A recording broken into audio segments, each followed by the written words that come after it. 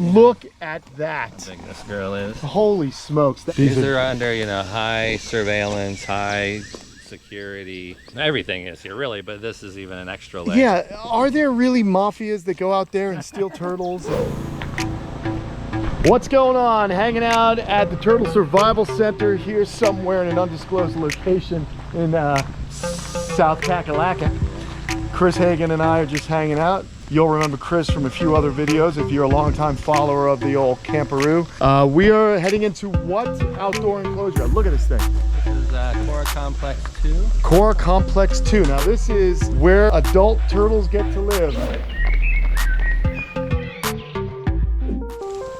This, I remember when this was first being built. Now, does the water run constantly or on a timer? So always on a drip, or these are more on a, some are on a drip, these are more on a flow. Flow? Yeah, so these are constantly refreshing, always fresh water coming through. You wouldn't be able to do this in Arizona or California. No way, man. But you know, yeah, you can do it in the southeast where there's nothing but water. We got water, that's for sure.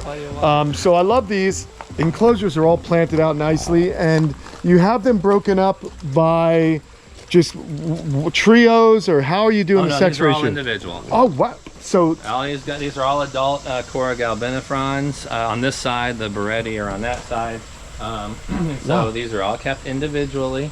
Okay. And during the breeding encounter events, we pull these dividers up and keep them in groups because we have more females than males. So we will make these enclosures like 2 or 3 enclosures or 4 enclosures wide, and you'll have a group of 1 male and maybe 3 or 4 females. Then we separate them out. That way we know the actual parentage of every single animal we have here. God. They've all been here long enough that there should be no more stored sperm in animals. I mean, usually after 2, 3 to 5 years with these things, it's all done.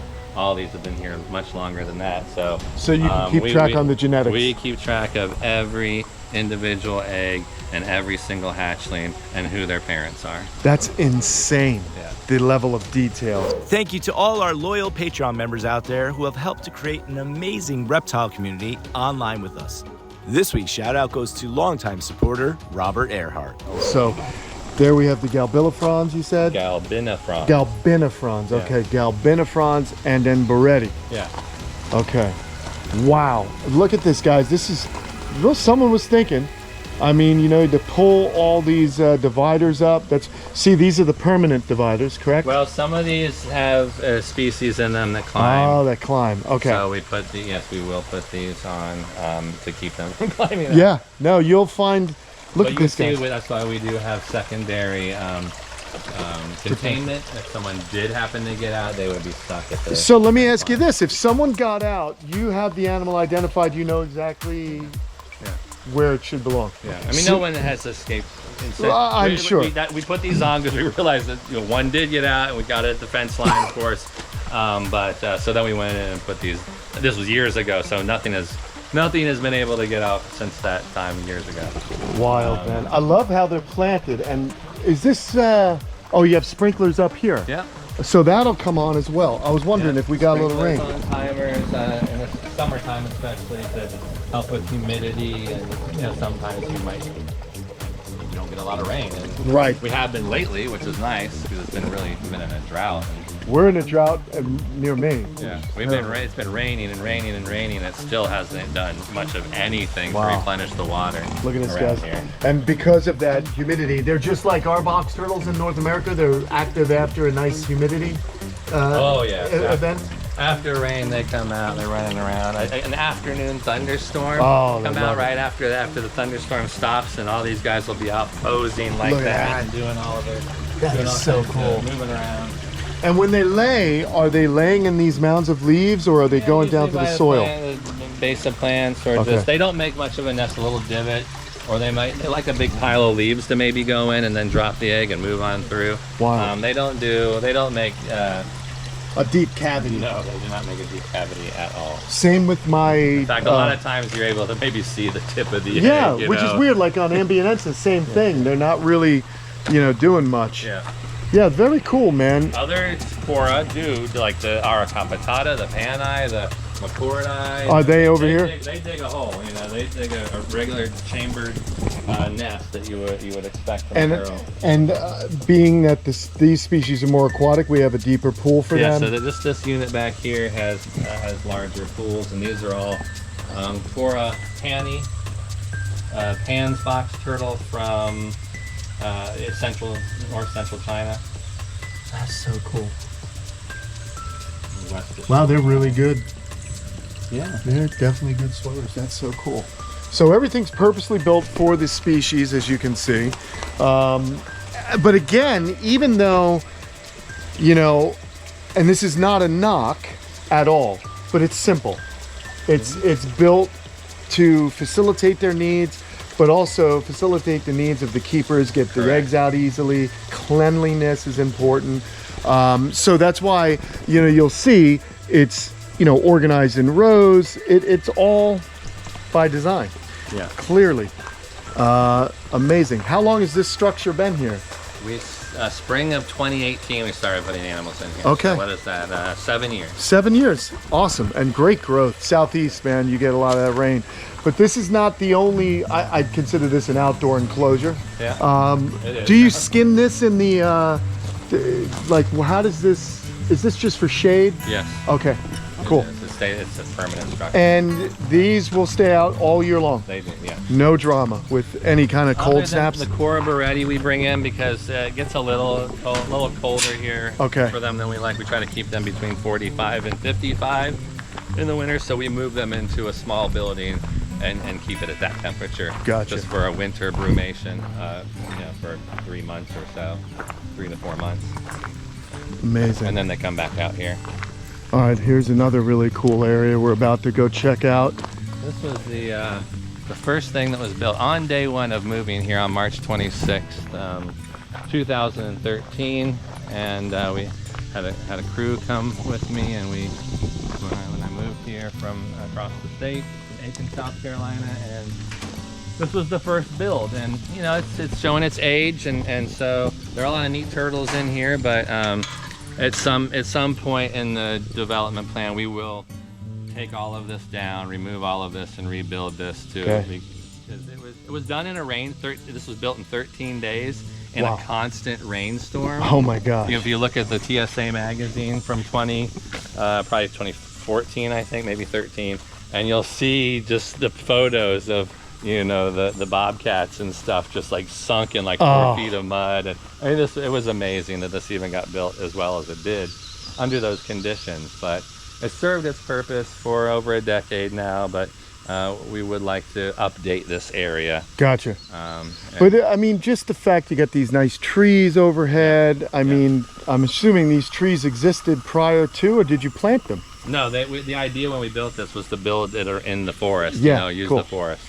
Awesome. Around. Some of these things were planted because just the construction, the act of constructing these actually killed some of the trees. Gotcha. Like there was a really big, nice oak tree here that we killed it, so we had to cut it down, you know, just by building this. Yeah, I got 2 right here. But it was right in the center here, and that was, you know, in 2013. And we planted these other things. Well, who do we got in here? What species? So here comes one. Trifasciata. Look at the size of that. Where you see a turtle? Straight ahead in the thicket there. You can kind of see it's coming over. I mean, these animals, they start to behave just like a pet turtle. You know, they see people and they think they're going to get fed, right? Absolutely, yeah. Yeah, you guys can see it right there. Yeah. And then I'm watching animals moving in here. We got the duckweed on top. This is so cool. I haven't seen duckweed in a while. Silly little thing like duckweed gets me excited. It reminds me of being a kid. Kaler's Pond in East Moriches catching snappers and eastern painted turtles. But my gosh, man, Trifasciata outside. Yeah. And they get that. Looks like a large female. Yeah, well, that is a pretty good sized female. They can get a little bigger now. They can, you have the Hainan animals, that variation subspecies. Here's a nice they looking get one. huge. I think this female is a Hainan animal. So you see No how way. big she is. No way. She's a good 3 kilograms. Holy smokes! Python trifasciata. That's incredible, dude. About 6 pounds roughly. That's insane. Yeah. Is this like one of the largest quora? It's one of them, yeah. Oh my gosh. I didn't think they would even get that big. Guys, check this out. Of course, this is not a place, you know, that you just, well, maybe it is. Wait a minute. Hold on. Show her to you. We'll have Chris handle the animals. Look at that. How big this girl is. Holy smokes, that's just so cool. So this is, now, was this animal this large? How did the TSA acquire these animals? The foundation stock. This came from Maurice. Maurice Rodriguez. Yeah, so this was someone's pets. There was a group of them that I believe it was in Texas, and I think James Liu and Maurice got their hands on them, and then eventually send a couple here. They're on loan from That's Maurice, so cool. I believe. That is so cool. That's another one of the camp's friends, good old Maurice Rodriguez. Yeah. Good dude, loves turtles and loves conserving them. So that's a really cool thing to have. That is just incredible, man. Yeah.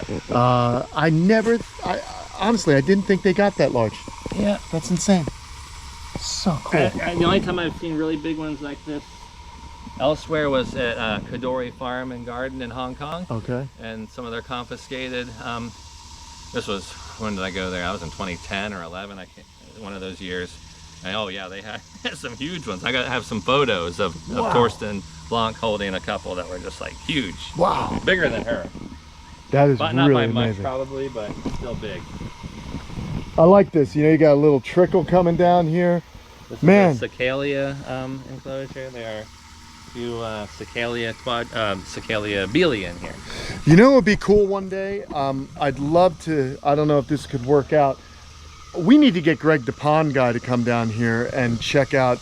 He loves turtles. Oh my God.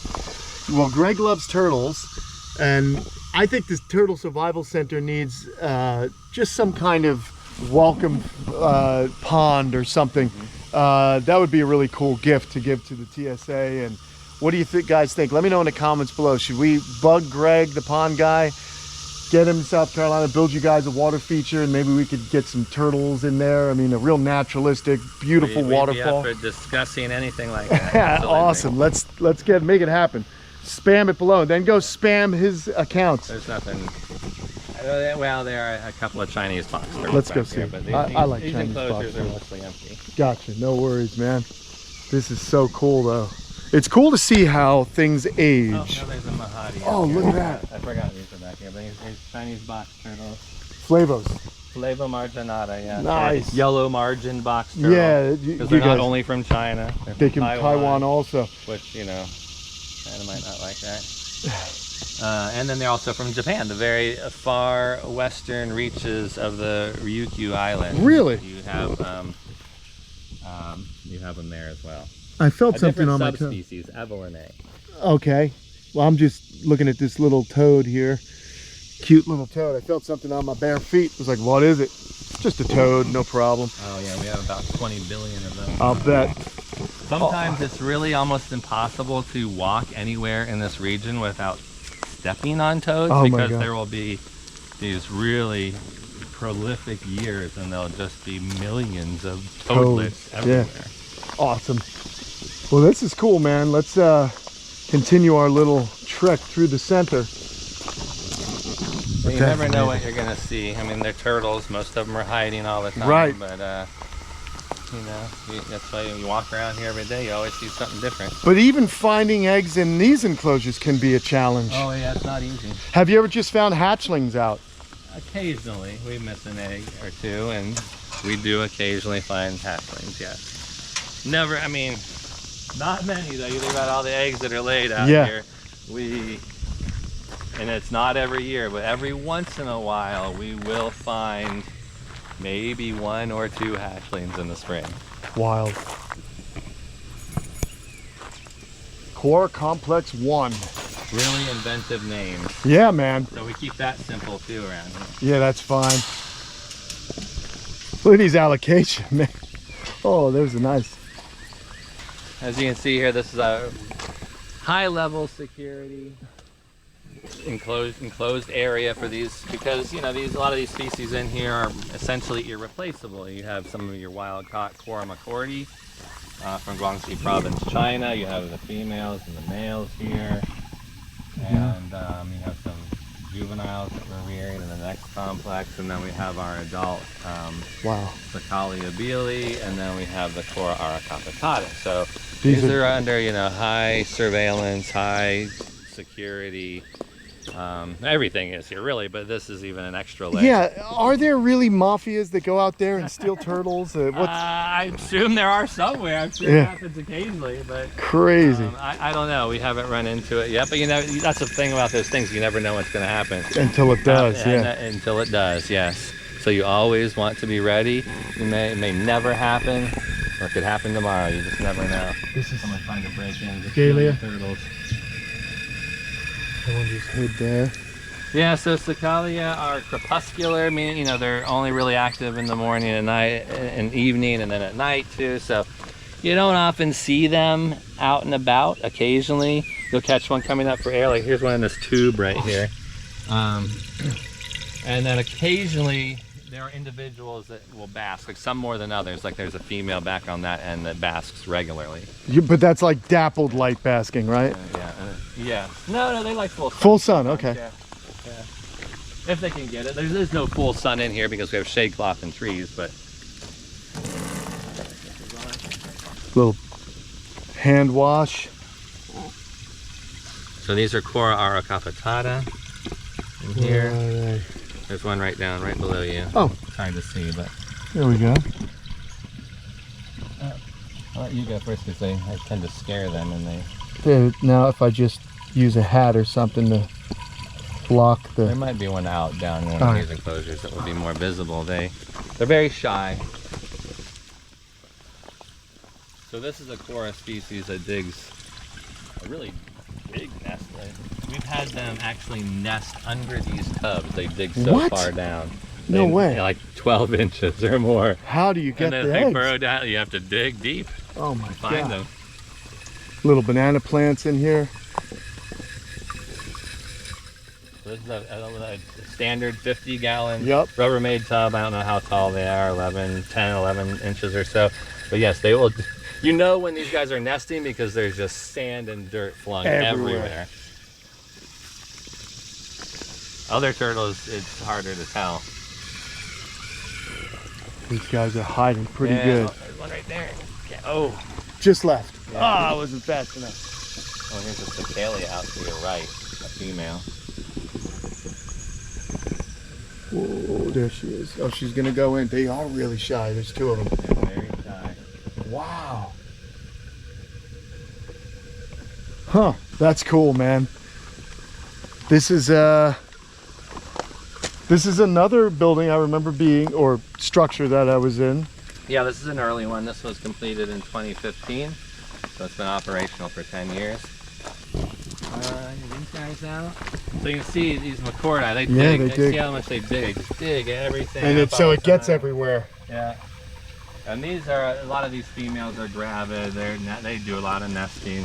They're quite prolific, which is good for them since they're probably extinct in the wild. But they're relatively easy to care for, and they are. Where did these were found? Is it true they were found in a food market originally?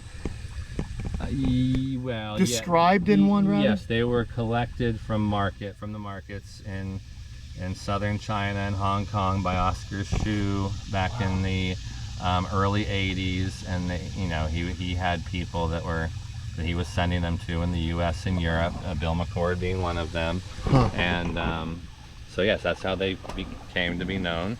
Was from the markets, and it wasn't until 2000 and I want to say 8 or 9. When was that paper? 7 or 8 maybe. It was a while ago, but they, Joe Ting and Torsten, they believed that they, hunted down. They actually published a paper in Hamadryad, the Indian herpetology journal, about basically finding the habitat. Wow. But still to this day, no turtle biologist or researcher has ever seen this turtle in the wild. The last known specimen was wild-caught animal was found around 2010, I believe. Wow. So it's been a while. That's insane. And they never appeared to have a very large range to begin with. Whether they're still out there and hidden in some valley is still to be seen, probably. But since none have shown up in any markets or for sale, new ones have shown up in 15 years, you know. Thinking that they might be extinct in the wild. It's possible, or at least functionally extinct. That's crazy. Where there aren't functioning populations occurring in the wild anymore. Wow. So yeah, those are our box turtle areas. Yep, that's pretty cool, man. I mean, in the last couple videos, we've seen the juveniles, how they rear them. We see how the adults are reared, but the real success here is that they're reproducing. You're creating these assurance colonies with the hopes of keeping the species alive, like the McCord's box turtle here. You just heard him say, functionally extinct in the wild. And the next step would have been extinction. Had you guys had the TSA, total extinction, had the TSA not got their hands on these animals and been reproducing them. So they do fantastic work here at the center and all over the globe. So go to the link in the description below.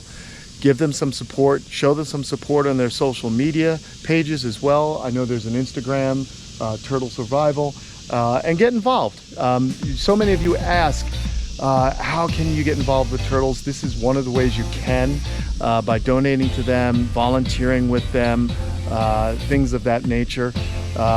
You know, my involvement, you know, just being a member of the TSA, we've worked together as a holding facility for certain animals. I think you got involved, what, like in 2008 or 9? Even earlier. With Lonnie?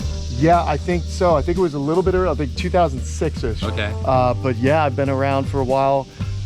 So yeah, love it. I love what they do. Love turtles. And Chris and I go a long way back, and we've had a lot of fun together talking turtles. He's also a big Star Wars and sci-fi nerd too, which helps. There you go, guys. So check out the link in the description. And if you can manage it, go to patreon.com/Kamp Kenan to help support us so we can bring you more videos showing you the people that do the real work helping animals. All right, thanks, Chris. I'm out of here. All right, man. See ya. Bye.